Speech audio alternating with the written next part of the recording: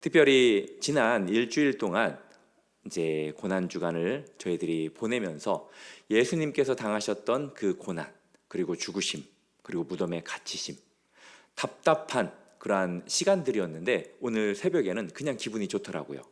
예수님께서 부활하셨다라는 그 사실이 마음속에서 샘솟는 그러한 기쁨처럼 이렇게 뿜어져 나와서 되게 행복했습니다. 그런데 이렇게 오후 시간이 되니까 조금은 이제 지치잖아요. 이제 그러다 보니까 참 부활의 기쁨을 우리가 다시 좀 시들어버리게 만들진 않을까라고 해서 다른 설교를 준비하려다가 똑같이 오후에도 부활 설교를 해야 되겠다라고 해서 준비를 했습니다. 고린도전서 15장 20절부터 22절 3절의 말씀이고요. 특별히 고린도전서 15장은 우리가 어떤 장이라고 부르죠? 부활장이라고도 합니다. 오늘 아침의 감격을 우리 성도님들 흔들리지 않도록 반석 위에 올려놓는 이 시간이 되기를 주님의 이름으로 축복합니다. 사도 바울이 이 고린도 교회에 이 서신을 쓴 이유가 있었어요. 오늘 말씀을 쓴 이유가 있었습니다. 다른 것이 아니라 고린도 교회 안에서 죽은 자의 부활이 없다라는 가르침이 있었기 때문이었습니다. 바울은 15장 전반부에서 그 주장의 끝을 끝까지 이렇게 밀어붙입니다. 그러면서 부활이 없다면 우리의 믿음이 헛된 것이고 우리가 드리는 예배는 연극에 불과하고 우리는 모든 사람 가운데 가장 불쌍한 존재다라고 그렇게 이야기합니다. 그러면서 19절에서 이렇게 말씀합니다. 19절 말씀 같이 한번 성경책 보시고 읽어볼까요? 시작. 만일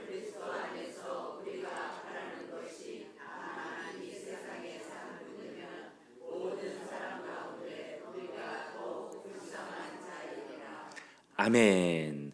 세상 사람들은 이 세상을 위해서만 살아갑니다. 그렇지만 우리는 기본적으로 이 세상이 아닌 저 세상을 위해서 살아가요. 이 세상은 하나님께서 맡겨주신 그 사명, 그것을 위해서 우리가 살아가야 합니다. 만약에 정말 부활이 없다면 우리의 믿음은 아무것도 아니겠죠. 20절 첫머리에서 말이 완전히 이제 뒤집히는 것을 보게 됩니다. 뒤집는 단어가 두 단어예요. 그러나 이제라는 단어입니다. 헬라어로 뉴니데라는 단어인데 가설을 끝내는 그러한 선언의 단어입니다. 이것은 만약을 의미하는 것이 아니라 지금 현실이 이것이다 라는 반전의 쐐기와도 같은 표현입니다. 그리스도께서 죽은 자 가운데서 다시 살아나셨다. 사랑하는 성도 여러분, 우리의 삶 속에서도 이 표현처럼 그러나 이제라는 이 단어가 필요합니다. 두려움은 우리들에게 말합니다. 너는 결국 흙으로 돌아갈 것이다. 그리고 절망이 우리에게 말합니다. 이 고통을 이길 수 없을 것이다. 질병은 우리에게 말합니다. 너는 이제 끝이다. 그 목소리들이 19절처럼 우리를 구석으로 몰아올 때 하나님께서 선언하십니다. 그러나 이제 그리스도께서 살아나셨으니, 이 두 마디가 모든 절망을 뒤집는 그러한 말입니다. 이 선언 위에 바울은 한 가지 표현을 더 덧붙이죠. 그건 뭐냐? 잠자는 자들의 첫 열매가 되셨도다 라는 표현입니다. 유대인 청중이라면 이 말에서 즉시 한 장면을 떠올리게 됩니다. 잠자는 자들의 첫 열매가 되었도다. 첫 열매라는 이 단어가 유대인들에게는 아주 중요한 절기를 생각나게 하거든요. 레위기 23장 9절부터 14절에 보면은 그 절기에 대해서 언급이 됩니다. 혹시 초자로 시작하는데 누구는 초막절이라고 하고 누구는 초실절이라고 하는데 어떤 절이 맞을까요? 맞아요. 초실절입니다. 초실절. 이스라엘도 농사를 짓는 곳이에요. 혹시 가보신 분 계실 건데 이스라엘을 갔을 때 도대체 농사는 어디에서 짓나? 제가 갔던 곳은 이제 맨 처음에 도착해서 이제 접했던 곳은 그 황량했습니다. 사막이었어요. 그 옥토와도 같은 그런 밭들이, 논들이 안 보이는 거예요. 그런데 이렇게 다른 지역으로 이동하다 보니까 거기는 논두렁이 거의 없어요. 그냥 광활한 그러한 밭으로 되어 있습니다. 그래서 이제 그곳에 당연히 이제 보리를 심었겠죠. 보리 수확이 시작될 때 가장 먼저 익은 그 첫 이삭을, 그 다발을 제사장에게 가져다 줍니다. 그리고 그 제사장은 그것을 하나님 앞에 흔들어서 제사를 올리죠. 이것이 바로 초실절입니다. 이 절기는 6월절 이튿날, 6월절 이튿날 곧 고난주간 바로 뒤에 드리는 그러한 절기였습니다. 그러니까 예수님의 그 고난과 부활의 날짜가 초실절과 정확히 겹친다는 거예요. 이게 우연일까요? 아니라는 거죠. 하나님께서는 구속의 달력, 이 구속의 달력을 처음부터 그렇게 설계해 놓았다라는 것입니다. 왜 첫 이삭을 드렸을까요? 다른 것이 아니라 첫 열매는 단순한 수확물의 일부가 아니었기 때문입니다. 첫 열매는 수확의 신호탄이에요. 신호탄. 번개탄이 아닙니다. 번개탄 기억나시죠? 예, 첫 열매는 뒤따라올 수확, 그 전체의 보증인 것입니다. 첫 이삭이 나왔다라는 것은 궁극적으로 하루하루 시간이 지나면서 들판에 있는 다른 곡식들도 익어가고 있다는 것이죠. 예, 수확은 이미 시작됐다라는 의미입니다. 예수님의 부활이 바로 그 첫 열매입니다. 예수님께서 부활하셨다라는 것은 그분께 붙어 있는 우리 모두도 반드시 부활할 것이라는 하늘의 보증이에요. 믿으십니까? 혹시 부활하면 무엇이 생각나십니까? 가수 말고요. 예, 부활하면은 계란이 생각난다고 그러는데, 이 부활이라는 단어 헬라어로 뭐라고 부르냐면은 아나스타시스라고 불러요. 아나스타시스. 이제 기억해 놓아도 좋을 것 같아요. 1년 후에 다시 제가 질문할 거니까. 예. 이 아나스타시스라는 이 단어는 합성어로 되어 있습니다. 다시를 뜻하는 아나와 서다, 세우다를 뜻하는 스타시스라는 말이 합쳐진 단어예요. 이 부활이라는 단어가 가지고 있는 것은 뭐 단순히 죽었다가 깨어나는 것, 뭐 심폐소생술 이것을 의미하는 것이 아니라 완전히 수평으로 쓰러져 있는 것을 다시 수직으로 세우는 사건이 바로 부활이 가지고 있는 단어입니다. 예수님이 그 첫 번째로 바로 아나스타시스가 되셨습니다. 첫 열매가 맺혔습니다. 그래서 뒤따르는 열매들도 반드시 맺히게 될 거라는 거죠. 예수님께서 부활이 되셨으니까 그분께 속한 우리도 반드시 부활이 된다라는 거예요. 바로 이것이 첫 번째 원리입니다. 21절 말씀 볼까요? 21절 말씀 같이 읽겠습니다. 21절 시작. 사망이 한 사람으로 말미암았으니 죽은 자의 부활도 한 사람으로 말미암는도다. 아멘. 바울은 이 부활이라는 개념에 대해서 설명하기 위해서 단 두 사람을 언급을 해요. 우리가 잘 아는 첫 번째는 예수 그리스도, 예, 부활하셨죠. 그리고 또 한 사람은 누구일까요? 맞아요, 아담입니다. 아담. 우리는 이 아담과 예수 그리스도를 이 사건들에 대해서 설명하는 대표 원리라고 이야기를 해요. 대표 원리. 뭐 너무나도 잘 아는 그러한 원리죠. 대표 원리.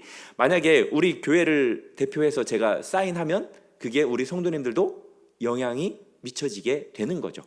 우리 부모님께서 빚을 지셨어요. 그러면은 그 빚이 우리 성도님들에게 와요, 안 와요? 와오죠. 우리 부모님들이 돈이 많으면 그것이 우리 성도님들에게 와요, 안 와요? 네, 갑자기 웃으시네요. 좋으신가 봐요. 맞아요. 바로 그런 원리입니다. 내가 태어나기도 전에 우리 부모님이 가지고 있었던 빚, 아니 뭐 살면서도 빚이 있다면 그 무게가 집에 들이올 수밖에 없죠. 예. 대표가 한 일, 그것이 그에게 속한 사람에게 그대로 적용되는 것, 바로 이것이 이제 대표의 원리입니다. 먼저는 우리가 아담에 대해서 좀 살펴보도록 하겠습니다. 아담이 하나님 앞에서 넘어졌죠. 다 따먹어라. 너 먹고 싶은 거 다 먹어. 대신에 무엇은 먹지 말라고 그랬죠? 선악과는 먹지 말라고 그랬어요. 그랬더니 그 하와와 함께 그 뱀의 유혹에 넘어가서 그 선악과를 따먹었습니다. 그가 넘어지자 그의 후손인 우리도 결국 그 안에서 함께 넘어진 것이 된 것입니다. 왜? 우리는 아담의 후손으로 태어났기 때문입니다. 우리는 그것을 선택하지 않았어요. 그리고 동의하지도 않았습니다. 그러나 우리는 어쩔 수 없이 아담의 후손입니다. 우리는 죽을 수밖에 없는 존재로 이 세상에 왔어요. 안 죽을 것 같죠? 사랑하는 성도 여러분, 언젠가는 죽습니다. 정말인가 봐요? 언젠가는 죽어요. 그 시기에 차이만 있을 뿐입니다. 우리가 에덴 동산에서 선악과를 따먹지 않았음에도 아담의 후손으로 태어난 순간부터 사망 아래 우리는 놓이는 존재가 된 것입니다. 이것이 성경에서 말하는 원죄이고 또 현실이에요. 억울하죠. 저는 옛날에는 진짜 억울했어요. 그런데 시간이 지나면서 그냥 포기했어요. 어쩔 수가 없더라고요. 상당히 억울합니다. 그런 생각도 해봤어요. 만약에 하나님이 나를 아담으로 만들었으면 어땠을까? 우리 성도님들이 하와로 아담으로 만들어졌으면 어땠을까요? 이런 일 안 생겼겠죠? 참 어렵습니다. 아담과 하와가 넘어졌으면 우리도 넘어졌다라고 해도 봐야 돼요. 그렇게. 그런데 바울은 바로 그 억울함 안에서 복음의 문을 열어 제낍니다. 아담 한 사람으로 말미암아 사망이 왔다면 그리스도 한 분으로 말미암아 생명도 올 수 있습니다. 구조가 동일해요. 대표의 원리가 아담의 그 죽음의 방향에서 작동했다면 이제는 그 동일한 원리가 생명의 방향으로 작동이 된다라는 거죠. 칼빈은 이 부분을 주석하면서 다음과 같이 이야기했습니다. 같이 읽어볼까요? 시작.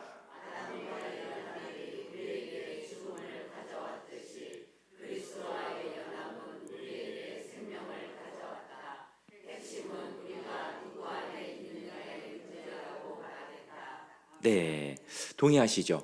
이것은 이 비유는 궁극적으로 포도나무와 가지 그 관계와 같습니다.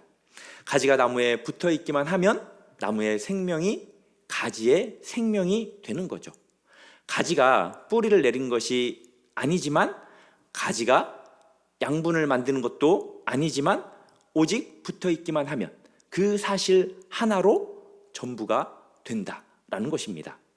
사랑하는 성도 여러분, 이것은 궁극적으로 우리의 공로, 우리의 자격의 문제가 아니라는 거예요. 내가 얼마나 더 자격을 갖춰야 하고 내가 얼마나 더 많은 공로를 쌓아야 하느냐, 이 문제가 아니라는 겁니다. 아담의 후손으로 태어난 모든 사람이 아담의 실패를 피할 수 없듯이 그리스도 안에 있는 모든 사람은 그리스도 예수의 그 부활을 피할 수 없다라는 거예요. 내가 무엇을 했는가가 아니라 내가 지금 누구에게 소속되어 있는가, 이것이 우리에게 전부가 된다라는 거예요. 오늘 오후 우리 성도님들이 저와 함께 확인해야 할 것은 이것입니다. 아담 안에서 모든 사람이 죽어요. 그러나 예수 그리스도 안에 있으면 살아난다라는 겁니다. 믿으십니까? 오늘 이 자리에 계신 우리 성도님들은 세례를 통해서 그리고 신앙의 그 믿음의 고백을 통해서 아담의 자리를 떠나서 예수 그리스도의 그 자리로 옮겨진 분들임을 믿으시기를 바랍니다. 그 자리 이동이 모든 것을 다 바꿔버리거든요. 이제 22절 말씀 볼까요? 아담 안에서 모든 사람이 죽은 것 같이 그리스도 안에서 모든 사람이 삶을 얻으리라. 많은 분들이 부활에 대해서 이렇게 생각해요. 솔직히 저도 이 부활이라는 이 사건을 생각을 하면 현실적인 것보다 좀 먼 미래로 생각할 때가 많이 있습니다. 내가 죽고 나서의 일일 것이다. 먼 미래의 일이지 지금 아직은 아닌 것 같다라는 생각이라는 거죠.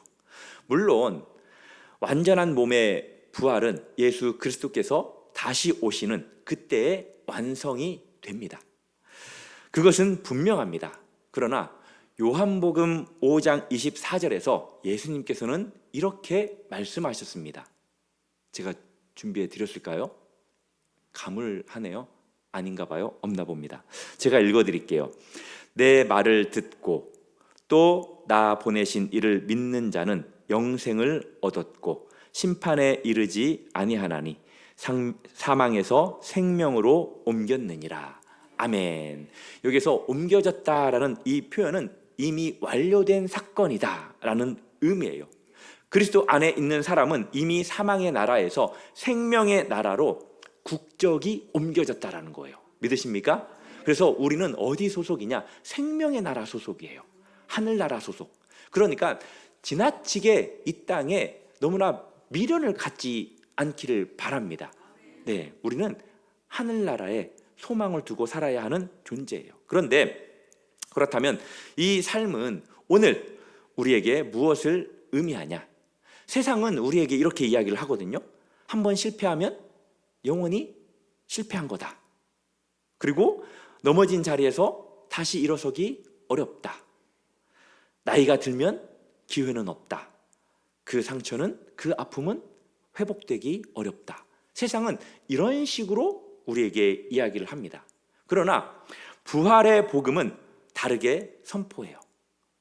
아나스타시스, 다시 일어서는 능력의 의미잖아요.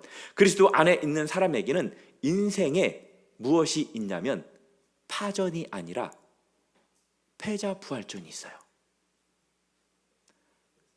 오늘 같은 날 생각나시죠? 예, 패자부활전이 우리에게 언제나 가능하다라는 거예요. 믿으십니까? 예, 우리가 얼마나 많이 넘어집니까? 얼마나 많이 패배합니까? 그때마다 하나님은 패자부활전을 열어주셔서 우리가 계속 이기게끔 만들어 주시잖아요. 참 감사하지 않습니까? 실패해도 쓰러져도 주님의 부활의 능력을 붙드는 그 순간 다시 우리는 시작할 수 있습니다. 죄는 우리를 짓누릅니다. 그렇지만 주님의 용서가 우리를 다시 일으켜 세우잖아요. 그리고 절망이 우리를 바닥에 눕힌다면 소망은 다시 우리를 일으켜 세워줍니다. 질병과 두려움이 우리 마음을 무너뜨릴 때 부활하신 주님이 우리 곁에 서서 말씀하시잖아요. 일어서라, 힘을 내라. 사랑하는 성도 여러분, 부활은 훗날 무덤에서 일어나는 사건이기 이전에 오늘 우리가 이 죽음 같은 현실, 이 한가운데에서 일어나는 능력이라는 사실을 믿으시기 바랍니다. 그것이 그리스도 안에 있다라는, 그리스도 안에 소속되어 있다라는 것의 의미입니다. 이제 말씀을 맺겠습니다. 지금 봄이 되어서 이곳 저곳에 수많은 꽃들이 피어나고 있습니다. 맨 처음에 꽃몽오리를 처음 발견했을 때 어떤 생각을 하셨습니까? 또 다른 꽃들이 피어나겠지. 곧 봄이 오겠지. 와, 정말로 팝콘같이 피어난 그 벚꽃을 그 새벽에 본 날 정말 깜짝 놀랐어요. 예, 다른 곳에서 이렇게 한두 개 피어나는 그 꽃들이었는데 갑자기 아침에 환하게 핀 거예요. 그리고 이제 밖에 나가서 보니까 이곳저곳 정말 팝콘보다도 더 하얀 그러한 벚꽃이 피어나더라고요. 그런 것처럼 온 들판이 꽃으로 뒤덮일 것이라는 그것을 우리가 알잖아요. 바로 그겁니다. 예수 그리스도께서 부활이 바로 그 첫 꽃이라는 거예요. 그분이 죽음을 이기고 살아나셨습니다. 그것이 하나님께서 온 인류에게 선언하신 거예요. 죽음이 마지막이 아니다. 그리스도 안에 있는 자에게는 반드시 봄이 온다라는 거잖아요. 사랑하는 성도 여러분, 예수님의 부활은 첫 열매입니다. 결국 우리도 그 첫 열매 되시는 예수님을 통해서 부활하게 될 거예요. 주님의 첫 열매는 오늘 제목이 뭡니까 혹시? 부활의 보증수표잖아요. 보증수표라는 것은 어떤 의미가 있습니까? 여러 의미가 있지만 반드시 그렇게 된다라는 거잖아요. 지불해 준다라는 거잖아요. 그러니까 주님의 부활을 믿으시기 바랍니다. 바로 그것이 우리의 부활이 되기 때문이에요. 그리고 이 부활은 우리에게 적용되는 대표의 원리이기 때문에 반드시 그렇게 됩니다. 그리고 이 생명은 먼 미래의 이야기만이 아니라 오늘 지금 여기에 우리를 일으키는 능력이라는 것을 기억하시기 바랍니다. 우리는 죽음을 향해 걷는 사람들이 아니라 우리는 부활에 참여하도록 부르심을 받은 사람들이라는 거예요. 아담의 후손으로 태어나 죽음의 그늘 아래 우리가 살아가고 있지만 이제 첫 열매 되신 그리스도께서 접붙여 주심으로 인해서 우리는 그리스도의 자녀, 부활의 자녀가 되었습니다. 삶을 살아가다가 때로는 힘들고 낙심이 될 때 이 한 단어를 기억하십시오. 아나스타시스, 다시 일어서리라. 예수님이 먼저 일어서셨습니다. 우리도 일으켜 세워 주실 것입니다. 그 확신을 가지고 이 한 주, 아니 평생을 살아가시는 저와 우리 성도님들 되기를 주님의 이름으로 축복합니다. 우리 마지막으로 20절 말씀 같이 한번 읽고 기도하겠습니다. 시작. 그러나 이제 그리스도께서 죽은 자 가운데서 다시 살아나사 잠자는 자들의 첫 열매가 되셨도다. 할렐루야. 함께 기도하겠습니다. 오전의 감격이 흔들리지 않는 확신이 되게 해달라고, 또 날마다 부활을 믿는 믿음으로 살아가게 해달라고, 아담이 아닌 그리스도 안에 굳게 서서 부활의 자녀답게 살아가게 해달라고, 낙심과 절망이 찾아올 때 아나스타시스, 부활을 기억하며 다시 일어서는 능력을 경험하게 해달라고 함께 기도하도록 하겠습니다. 하나님 아버지,